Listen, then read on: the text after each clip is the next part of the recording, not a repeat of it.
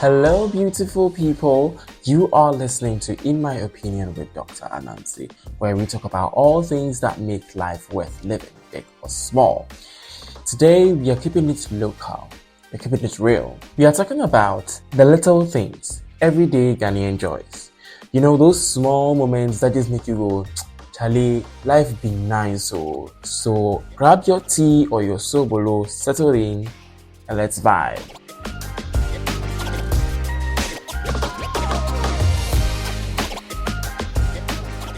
Alright, tell me if this sounds familiar. It's like midweek, you're already over Monday's drama. From weekend to Monday, you don't want to go to work. You're already over that. What's the only thing on your mind? Waakye. Definitely waakye. There's just something about waking up on a Wednesday and knowing you're going to get a big steaming bowl of waakye with all the sides, like with boiled eggs, plantain, spaghetti, fish, maybe some willy. And you even add some gari because why not? The fact that so many of us have turned Waakye Wednesday into kind of like a weekly ritual just goes to show how food has a way of bringing us joy and getting us through the week. I don't know about you, but getting some hot waakye, some sexy waakye on a Wednesday, like knowing it's the middle of the week, like it's kind of like you've done Monday, you've done Tuesday, you are Wednesday, the weekend is getting closer. You get some hot waakye on a Wednesday. I don't know. Like I actually asked some of my friends, and most of them were saying they usually eat waakye on a Wednesday. So I've been asking myself, when did Wednesday become an official, as in waakye become an official midweek power up meal? Like, I don't know, but I'm not complaining. Now let's talk about Dumsor. I know. Dumsor isn't what you call joyful. Like, why would you call Dumsor joyful? Which part of Dumsor is joyful? But then, if you've lived in Ghana as a child before, you know we found a way to make not now, because now I don't see the joy in it, but then we used to find a way to make Dumsor even like bearable. Like then, like when I can say about 10 to 15 years ago, like there was this unspoken rule that when lights go off, it's time to bring about like the neighborhood gossip, or play cards by torchlight, or play pilolo, or hide and seek. Like, it's during those times that the games our parents used to play when they were kids. So during those times that we picked them up and play. That was when like there was neighborhood togetherness. But now everyone is in their rooms. Like, I actually miss those times a bit, because then like suddenly you and your friends are talking about things you never discuss otherwise, because like you've all been forced into this shared experience of darkness, and somehow it's kind of fun, right? Then it was kind of like a free excuse to pause life, like put all gadgets away. I don't know about now, because now when the lights are off, and especially when it's in the evening, lights are off and I put my phone away, I feel some wavy, because if it's, let's say, in the afternoon, morning or afternoon, I know I can read books because there's sunlight, there's lights, the place is clear, I can read books. But if it's dark, I can't read. Like, what can I do? What proper conversations am I going to have with anyone? It's a one issue, and I'm so like then you can put your phone away, put those who had phones then, and actually have like a chat, a face-to-face chat. It's really strange, but sometimes you find yourself laughing and saying, like, you start thinking about the Dumsor wasn't that bad after all. So in a weird way, maybe there was some joy in Dumsor after all. Alright, now tell me this. Have you ever been stuck in traffic on a really, really hot day and heard someone shouting, "Pure water! Cold pure water!" Like suddenly, this ordinary sachet water you've seen day in, day out, passing by, not actually caring about it, it feels like gold. Like you've got the sun blazing down, the Trotro is packed, and then pure water to the rescue. La la! Like it's it's like this simple sachet of water suddenly has superpowers. And yes, we all have our techniques of tearing open that sachet. Some people do it so elegantly. While others are just like shrug with their teeth and they are going, because like and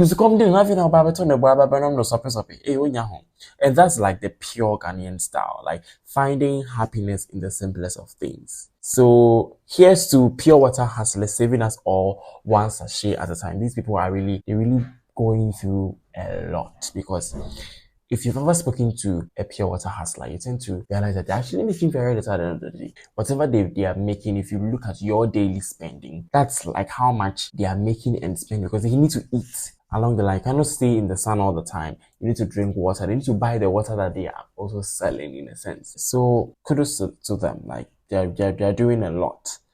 Now, where would we be without our slangs? Like our local expressions are everything. I mean, how do you express frustration without saying Ghana pa, like in this modern era? Like we hear what this ruling government is doing. MPP has done this, Napo has done this, but Obi has said something. You go like Ghana pa, or like how do you emphasize something without throwing in Charlie or like hey? For example, talking about I chanced on this thing on Twitter where someone posted Sri Lanka's project of solar panels, videos of that, posted pictures and videos and tagged Nanaba Anamwa, and Nanaba was praising the government that these are the kind of things that we want to see that will fuel us to support good initiatives and blah blah blah blah blah. And I was like, hey, like you even make any research about this thing, just swallowing it hook, line, and canker. Like that, those expressions sometimes a single A. The way we go, the way Ghanaians say A is different from how every other person says A.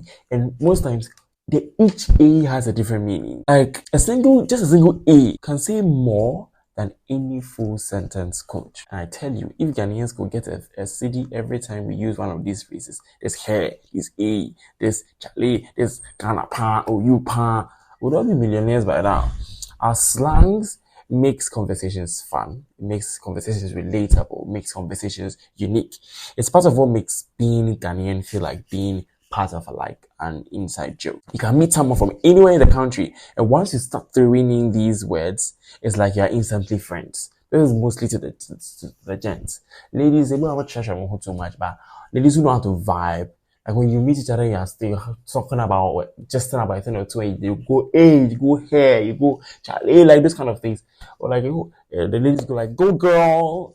Suddenly you start vibing. And there's no need for like long introductions. Let's give a shout out to some unsung heroes of Ghana. The Trotro mates and market women. These people are legends, okay? Like serious legends. Trotro mates, they're like, I always wonder, they're like mathematicians who somehow, I don't know how, but they keep track of fares from like 10 people while they are balancing change, they are directing the driver, they are announcing every few seconds. And let's not forget that feeling when you realize you have like the exact fare and the mate gives you that look of approval. It's like you've just passed the hidden test. True, sometimes they cheat us. They intentionally cheat us. They're looking at you, let you know they are cheating you. Or they're just looking away.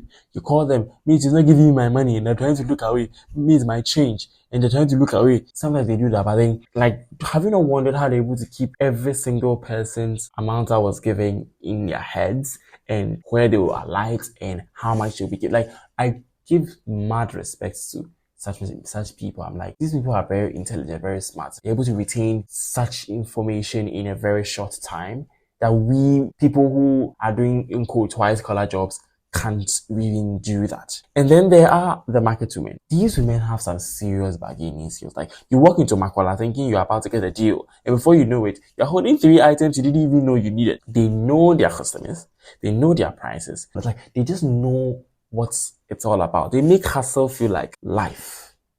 I don't know if you've ever been to the market with someone who is a market woman or someone who has been into marketing, like not this modern, not school marketing, but this local marketing. For example, my mother runs a provision shop. She goes to Accra to go and get stuff to stock the provision shop from time to time. So there was this time she went to buy a school bag for me. I was in SHS then also. She went into the market. So that wasn't her plan, but then she chanced upon this bag and she was like, she wants to get this to replace my old one. Before the bargaining even began, the man was like, the bag cost, was it 100 cedis? And my mom straight up was like, she'll pay 20 cedis.